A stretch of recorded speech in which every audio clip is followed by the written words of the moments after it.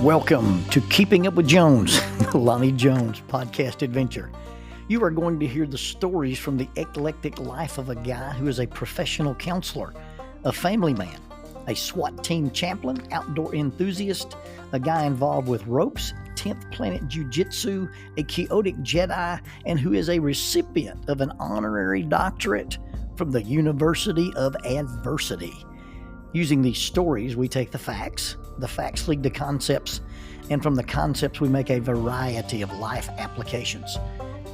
Just a caveat about the facts. Most of the time we will tell you the facts just the way it happened, but once in a while we'll give you the facts the way other people remember how it happened, and that usually includes a tablespoon of embellishment.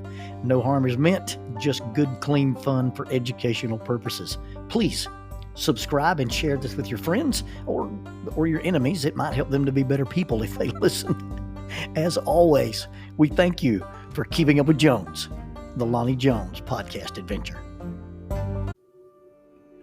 Introducing the Bible degree with digital ministry. Paul used the marketplace and the synagogue to reach an expanded audience. We have access to the internet and social media. I once heard it said that when McDonald's introduced the drive-through window, they did not change the Big Mac, only how it was delivered. Faulkner University is now offering a new digital ministry track for their Bible degree. Faulkner's degree provides training in understanding and teaching the gospel, alongside training that will allow students to create quality digital content. Opportunities for evangelism in the digital spaces is unlimited, and this is innovative ministry education for our contemporary culture. One of the instructors is a 2-time Emmy-winning former ESPN designer. Members of the Church of Christ could be eligible for the full tuition Jack Zorn Scholarship in order to pursue this special area of study. For more information, contact admissions at faulkner.edu. That is admissions at faulkner.edu. Faulkner University is a digital partner with Keeping Up with Jones, the Lonnie Jones podcast adventure.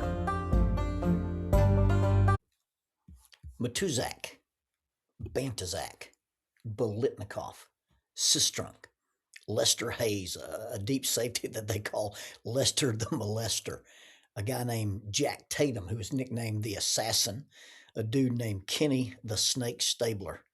Those are the names of the guys who played football for the Raiders back in the 70s and the early 80s. I was a Raider fan. I was a Raider fan because of their color scheme and that iconic logo. I designed a t-shirt for the SWAT team based on that logo. It's got a grinning skull beneath a Kevlar helmet that is adorned with night vision glasses, and instead of 2 crossed swords behind him, there's a Daniel Defense machine gun and a Sig Sauer MPX submachine gun. I liked the Raiders because they played smash mouth, in your face, ruin your day football.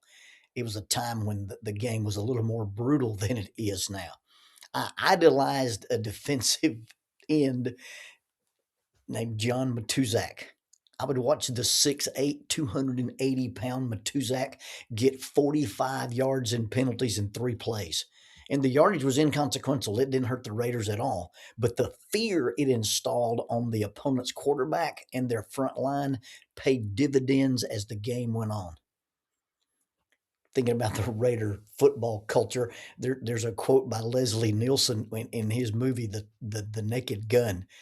He says that in the blink of an eye, I was surrounded by pimps, rapists, and murderers. It was like being in the stands at a Raiders game. I'm a Raider fan. I like Raider football. When I played defensive end for a small club in college, I pretended that I inherited John Matuzak's karma, and it was my mission in life to get behind that line and ruin somebody's day. But on this day, on this evening, I became a Seahawks fan. Now, I'm not really a Seahawks fan. But for 60 minutes, for 4 15-minute quarters, I was a Seahawks fan. And just in case you wondered, a Seahawk is what the Northwesterners call an osprey.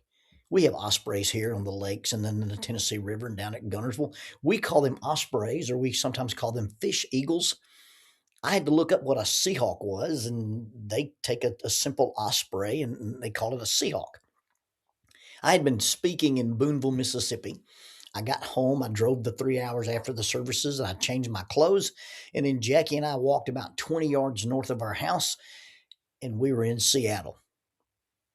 You see, our neighbors moved here from Seattle. They are a lovely, older than us couple, and they got transferred down here. The husband, Patrick, had retired from the Navy, and the lady of the house named Laurel and Jackie are really, really good friends as well. And they invited us to come over and watch the championship game with them, with two other couples who actually were from the Seattle area. And so we walk into their home, and it's complete with Seattle residents and Seahawks regalia. There's a large Seahawks blanket or throw rug that's displayed against one wall.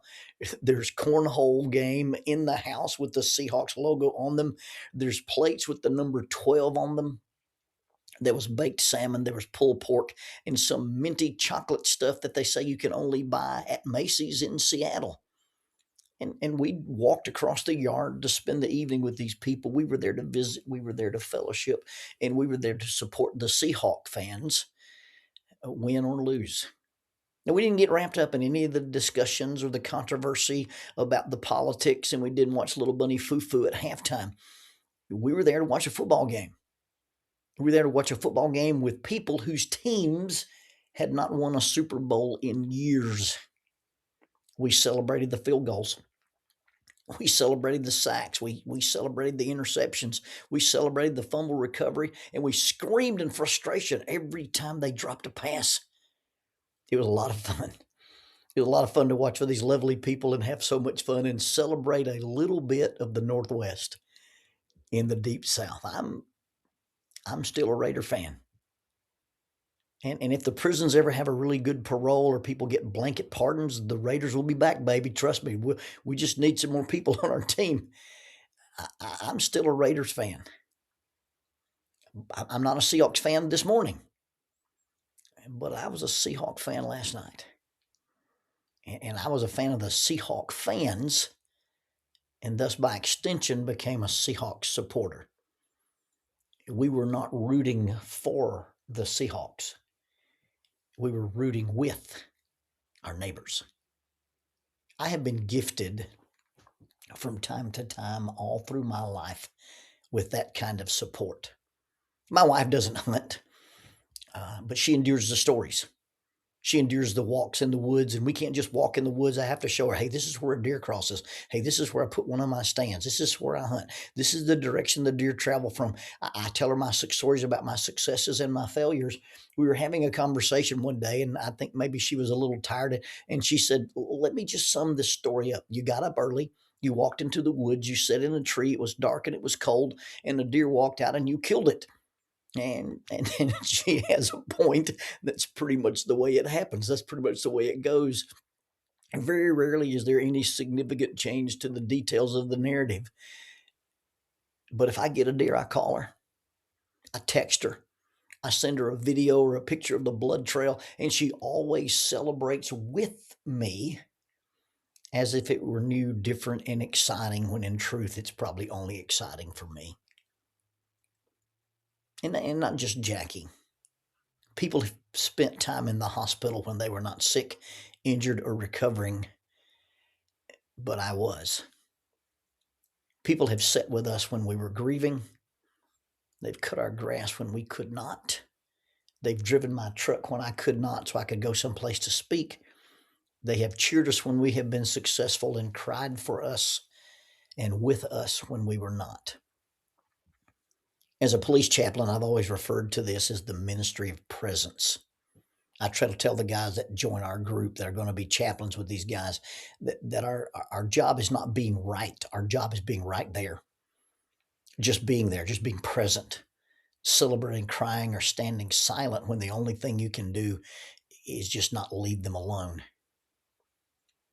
One person describes it as if someone is sitting in a hole and they can't get out of the hole, and I climb down in the hole and sit with you. It doesn't make the hole any smaller. It just doesn't feel as empty. It's the connections that we make when we participate in the lives of other people It's the connections we make when we participate in the lives of friends, neighbors, spouses, or children. We may not can fix the problem, and we may not have an impact on the outcome of the game. But if we can be there to cheer, to celebrate, or lament when things we can't control turn out or unfold in the lives of others, we don't have to be able to have an impact on the outcomes. We just have to be present with people and wait on those outcomes.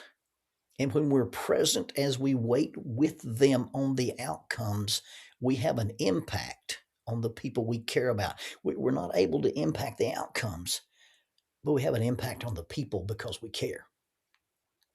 Just being there, being with, crying with, celebrating with, sharing with, that can be way more powerful than being able to do something for them. Just being with them may be more powerful than doing something for them. And it would be nice. It would be wonderful if we could fix it, solve it, make it better, make it go away. But being there as it unfolds and people knowing you are there and you're a supporter lets them know that they are not alone and that someone else is there to share the moment, share the hours, share the days, share the weeks, share the months or the years ahead. You see, a lot of times people don't need solutions, they need support. Watching your kids play is sometimes just as important as playing with them. Learning their world is important to them as it is teaching them yours. John Gottman, when he talks about couples, calls it love mapping. He even talks about it some in his book, The Relationship Cure. I've got an app on my phone. I use it to hunt. I use it to scout. I use it when I'm tracking animals. And once you know the map, once you know where the game is likely to travel, where they're likely to bed, where they're likely to feed, then it's almost like you know the animal on a different level. Well, the more we map out people, the more we know their likes or dislikes, their dreams, their hopes, their pains, their vulnerabilities. The more we know them, the more we know about their emotional and physical and psychological and spiritual maps, the more we get in tune to that environment of the people we love, the easier it is to find them, the easier it is to join them, the easier it is to respond to them, and the easier it is to be with them. But you have to study the map. You have to study that love map in order to be able to do that. If you work in a company, if you live in a community, or you worship with a congregation, knowing the people there and getting to know the people there is simply three things: attention, belonging, and support. Attention means paying attention to them about the things that they're doing, the things that they're watching, the things that they're celebrating, or the things that they're not celebrating. Making them feel included, asking them to come to your celebrations, asking them to come to the things that are important to you. And then support means when they win, we cheer with them, and when they lose, we cry with them. If we can give the people in our communities, in our companies, or in our congregations, or in our families attention, belonging, and support, then we have a very good orientation on the love map.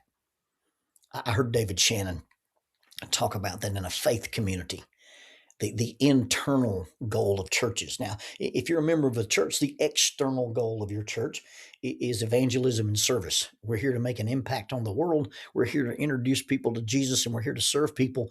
But once people come inside the church, and I think not just the church, but companies or communities, families, once we get involved with people and we want to be with them, we need to, as David Shannon says, we need to recognize needs. We need to build connections. We need to strengthen relationships. We need to prepare them for transitions, going through the phases of life or making changes. And then we need to help or be with them in crisis intervention. Those are the functions that we do when we participate, not just in the lives of people, but with the lives of people.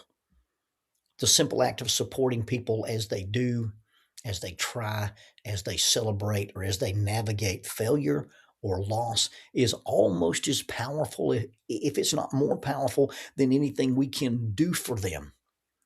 It is not that we affect the outcomes, but we simply refuse to let these people deal with these outcomes alone. Support, being with someone, doesn't always mean solving the problem, resolving the crisis, making it better, making it go away. It just means being present and sharing in the important moments, regardless of what the moment or the outcome of that moment might be. We were with them and they were not alone. There's a quote. It's in the 2016 version of the Magnificent Seven. I like the original Magnificent Seven better, but in the 2016 version of the Magnificent Seven, one of the characters delivers this iconic line. He looks at another character and he says, "I'm just going to sit here and miss her. You got time to sit with me." And I'm not sure which is more powerful, the actual sitting with someone or them knowing that we took the time to be their fan.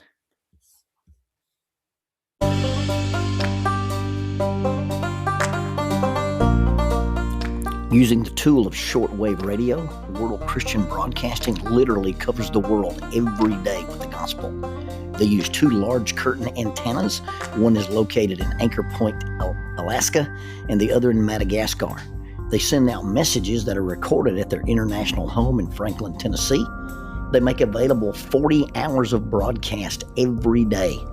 The broadcasts are made in English, Chinese, Russian, Spanish, Portuguese, Korean, English for Africa, and Arabic. They would love for your group to visit them. You can bring your ladies group, your youth group, or your men's group. Just give them a call at 615-371-8707, 615-371-8707, or you can go to 3Ws worldchristian.org, find the Donate Here button, and make a financial contribution to support this work that literally covers the world every day with the gospel. World Christian Broadcasting, in cooperation with Keeping Up with Jones, the Lonnie Jones podcast adventure.